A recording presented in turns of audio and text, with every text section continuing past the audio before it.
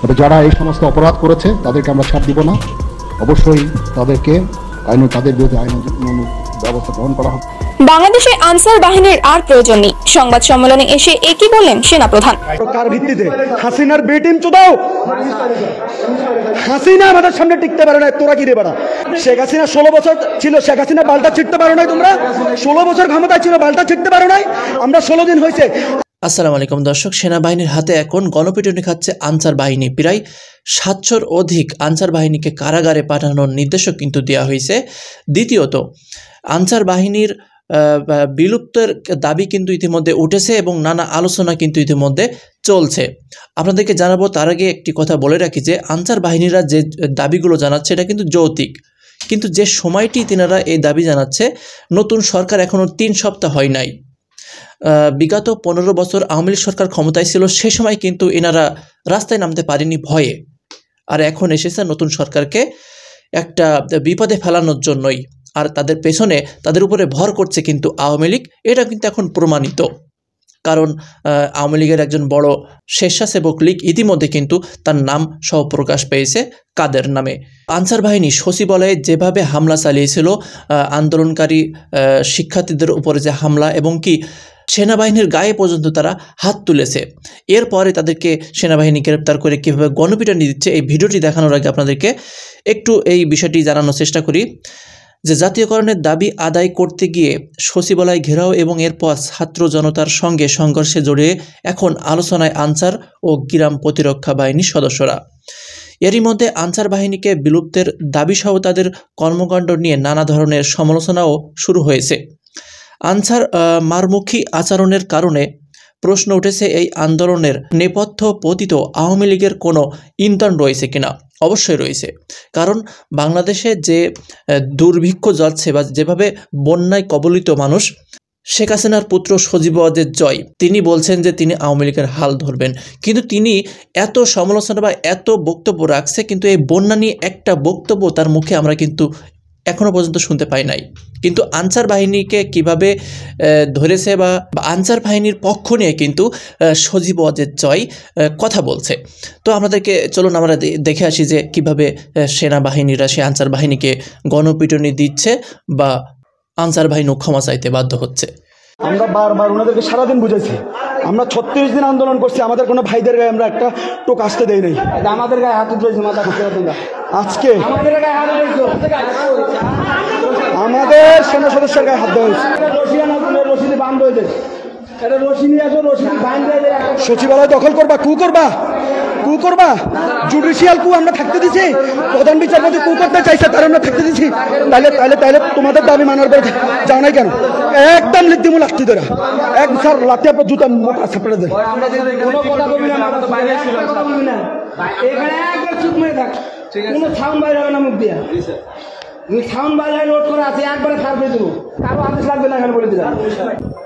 ছাত্রদেরকে মারলি কেন? ওরা ঢাকা ইউনিভার্সিটির শিক্ষার্থী, এদেরকে মারলি কেন তোরা এখানে?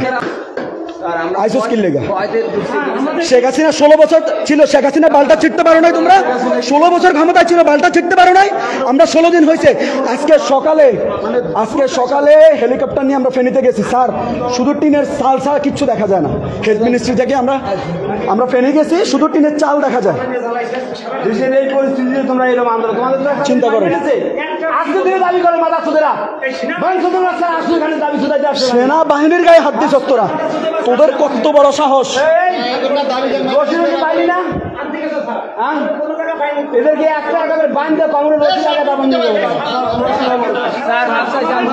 তোদের কোনো ক্ষমা নাই, মির্জাফরদের কোনো ক্ষমা নাই, না মির্জাফরদের কোনো ক্ষমা নাই। তোরা আইসিস কি লেগা?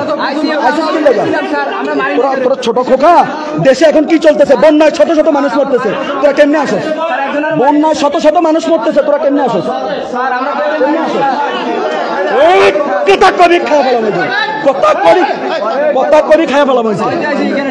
সর্বোচ্চ সারাদিন তোদেরকে বারবার রিকোয়েস্ট করছি রাস্তা ছাড়াই। আমরা ডাক্তারদের 36টা সংগঠনের সাথে হেলথ মিনিস্ট্রির আমি প্রধান ছাত্র প্রতিনিধি আমরা মিটিং করছি, প্রত্যেককে বুঝাইয়া তাদেরকে রাজপথ থেকে বাসায় পাঠাইছি। পুরো শাহবাগ দখল ছিল, তাদেরকে আমরা বসে বাসায় পাঠাইছি। তোরা কি রে বেটা? এই বেটা, আমাদের সামনে পুলিশ র্যাব থেকে শুরু করে কেউ টিকতে পারে না, তোরা কি রে বেটা? কি ভাবস নিজের? তোরা প্রাণের গানে পর্যন্ত আজকে আটকাইছস। এই জানোয়ারগুলোকে শেখ হাসিনার বি টিম এরা আনসার নামক আনসারকে বিলুপ্ত করা হবে। তোদেরকে আজকে বলে রাখলাম, আনসারকে বিলুপ্ত করা হবে। এই দেশে বিডিআর বিলুপ্ত হয়েছে না, পুরো বিলুপ্ত হবে।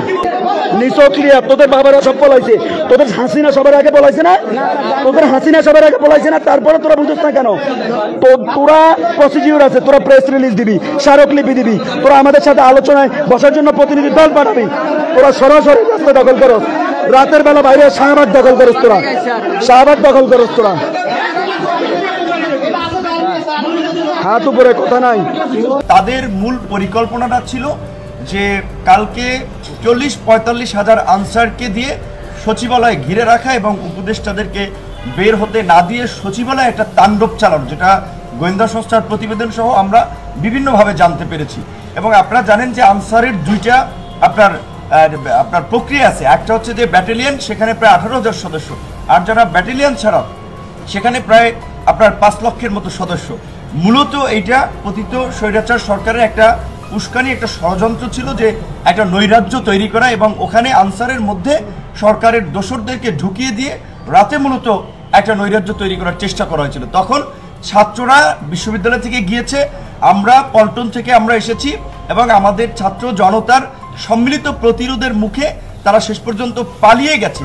সেখানে আপনারা একটা বিষয় লক্ষ্য করেন যে তারা যদি দাবি দেওয়া আদায় করতে আসতো, এই আন্দোলনের খুবই পরিচিত মুখ হাসনাত আব্দুল্লাহ সহ আরো কয়েকজনকে তাদেরকে কিন্তু মারধর করে ফেলে পারিয়ে। তো দর্শক, 25 তারিখের পর থেকে কিন্তু আনসার বাহিনীরা ক্ষমা চাইতে শুরু করেছে এবং তাদের যে দাবি সেগুলো কিন্তু সরকার মানবে, লিখিতভাবে তাদের জাতীয়করণ করবে, কিন্তু অপেক্ষা করতে হবে। কিন্তু যেহেতু আওয়ামী লীগ এর উপরে ভর করেছে, আওয়ামী লীগ একের পর এক তাদের উপরে চাপ দিচ্ছে বা তাদেরকে ঠেলছে যে এই সরকারকে কিভাবে বিপদে ফেলানো যায়। তো এই চাকরি জাতীয়করণের দাবিতে হামলা ও ভাঙচুরের মামলায় 388 জন আনসার সদস্যকে কারাগারে পাঠানোর আদেশ দিয়েছে আদালত। সচিবালয় অবরুদ্ধ এবং শিক্ষার্থী ও সেনাদের উপরে হামলার অভিযোগে সোমবার 26 August metropolitan magistrate Mohammad Mosharraf Hossain এই আদেশ দেন। ঢাকা, রমনা, শাহবাগ, পল্টন ও বিমানবন্দর থানায় প্রথিত 4 মামলায় 388 জন আনসার সদস্যকে কারাগারে পাঠানো হয়। এবং কেন বলা হচ্ছে যে তাদের উপরে আওয়ামী লীগ ভর করেছে? এই যে দেখেন, 5 আগস্ট শেখ হাসিনা পদত্যাগ করে দেশ থেকে পালানোর পর আওয়ামী লীগ কিন্তু ভর করেছিল হিন্দুদের উপরে, যে হিন্দুদের বাড়িঘর সব পুড়িয়ে দিচ্ছে, জ্বালিয়ে দিচ্ছে বিএনপি, জামাত, এবং শেখ হাসিনা দেশ থেকে বাইর হওয়ার পরেই হিন্দুদের উপরে অত্যাচার শুরু হয়েছে। তো এখানে তেনারা কিছু করতে পারে নাই। এরপরে তারা আনসার বাহিনীকে লেলিয়ে দিচ্ছে এই সরকারকে বিপদে ফেলানোর জন্য, এবং সারা বিশ্বকে তেনারা জানিয়ে দিচ্ছে যে দেখো বাংলাদেশে কি অরাজকতা সৃষ্টি হয়ে গেছে।